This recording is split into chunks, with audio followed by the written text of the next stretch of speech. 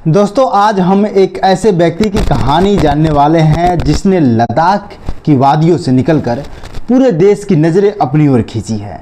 वे व्यक्ति है सोनम वांगचुक, इंजीनियर, शिक्षक, समाज सुधारक और आज एक आंदोलनकर्ता। सोनम वांगचुक का जन्म 1 सितंबर 1966 को लद्दाख के आल्ची गांव में हुआ। लद्दाख ऊंचाई पर बसा ठंडा और सीमित संसाधनों वाला क्षेत्र है। वहाँ की धरती, बर्फ, नदियाँ और हवाएं, हर चीज़ खास है, पर हालात कठिन है। उन्होंने देखा कि बच्चों की पढ़ाई से मुश्किल होती है, किताबें दूर दराज बाज़ारों से आती है, भाषा उनके समझ की नहीं होती और शिक्षा व्यवस्था उनकी ज़िंदगी से दूर होती है। उन्होंने इंजीनियरिंग की पढ़ाई की और बाद में जब विकल्प सामने आया बड़े शहरों में नौकरी की, तो उन्होंने चुन ली गाँव लौटना, कठिन राह चुनना, लोगों के बीच रहना और शिक्षा को वहीं से बदलना जहां ज़रूरत है। उन्होंने student educational and cultural movement of Ladakh नाम की संस्था बनाई, जिसका मकसद था शिक्षा को ज़मीन से जोड़ना, बच्चों की किताबों की रटाई नहीं बल्कि जीवन की चुनौतियों को हल सिखाना। उन्होंने बर्फ और पानी की समस्या को हल करने के लिए आइस स्टूपा जैसी तकनीक नवाचार लाए, यानी कृत्रिम ग्लेशियर, जिसे सर्दियों में बर्फ जमा करके गर्मियों में धीरे धीरे पिघलाना ताकि खेतों में पानी मिल सके। इतने वर्षों में उनकी प्रतिमा और नाम फैल गया। शिक्षा, पर्यावरण और न्याय की दिशा में स्वतंत्र आवाज बनने लगी। लद्दाख को भारत की राजनीतिक व्यवस्था में विशेष स्थान मिला है।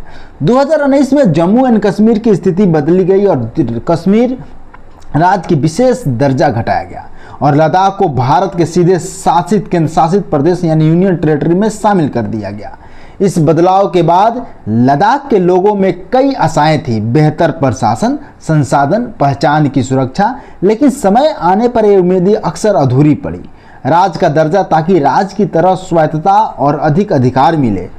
छठी अनुसूची में शामिल होना यह संविधान की एक व्यवस्था है जो जनजातीय प्रदेशों को विशेष अधिकार और स्वशासन देती है।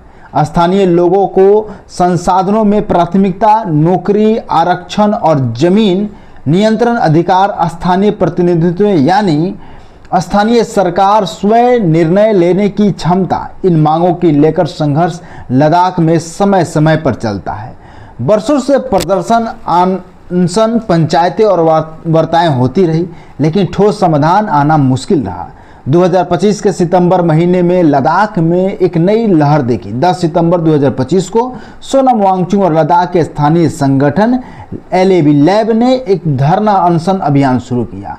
उनकी मांग थी राज्य की दर्जा, छठी अनुसूची की व्यवस्था और स्थानीय अधिकारों की सम्मान।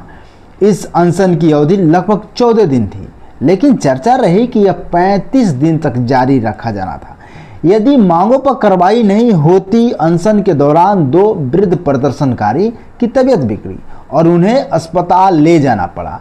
इन स्थितियों ने लोगों के बीच नाराजगी बढ़ा दी। स्थानीय निवासियों ने यह महसूस किया कि लंबा अनशन न सिर्फ शारीरिक भूख तृष्णा का विषय है बल्कि मानसिक संघर्ष का रूप है। 24 सितंबर 2025 का दिन लद्दाख आंदोलन के इतिहास में एक अलग मोड़ लेकर आया। प्रदर्शन शांतिपूर्ण शुरुआत में था, लेकिन बीच में हिंसा और झड़पें हुए। प्रदर्शनकारियों ने कुछ सरकारी इमारतों और वाहनों में आग लगाई। बीजेपी कार्यालय समेत अन्य संवेदनशील स्थानों को निशाना बनाया गया। पुलिस जवाबी कार्रवाई में लुढ़की, लाठीचार्ज, आंसू गैस और अंत में गोलीबारी की गई।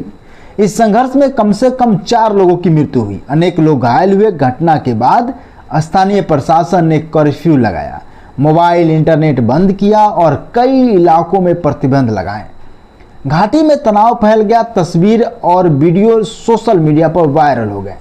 देश भर की जनता इस घटना की ओर देखने लगी।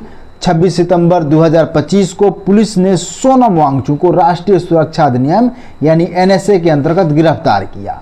उन्हें लेह से बाहर निकालकर जोधपुर जेल में स्थानांतरित किया गया। जोधपुर सेंट्रल जेल में उन्हें अलग सलाखों में रखा गया। निगरानी बढ़ा दी गई।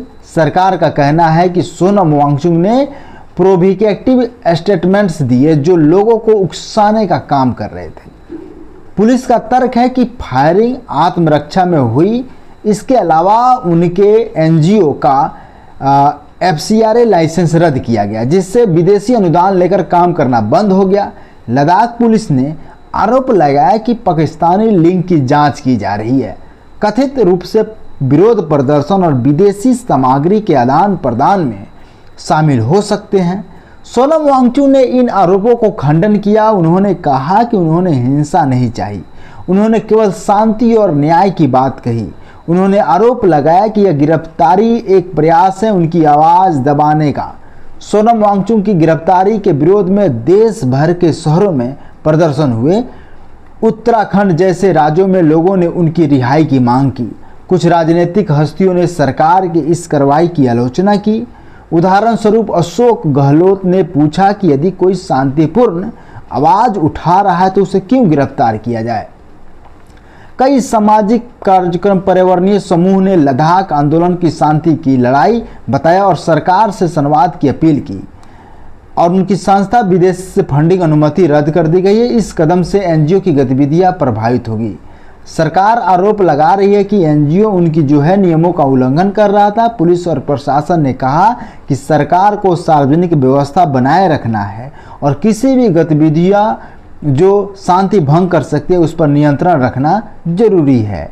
यह जानकारी आप लोगों को कैसा लगा जरूर बताइएगा कमेंट में कि, और आप इस चैनल पर नए हैं तो मेरे चैनल को सब्सक्राइब जरूर कीजिएगा। वीडियो पूरा देखने के लिए धन्यवाद।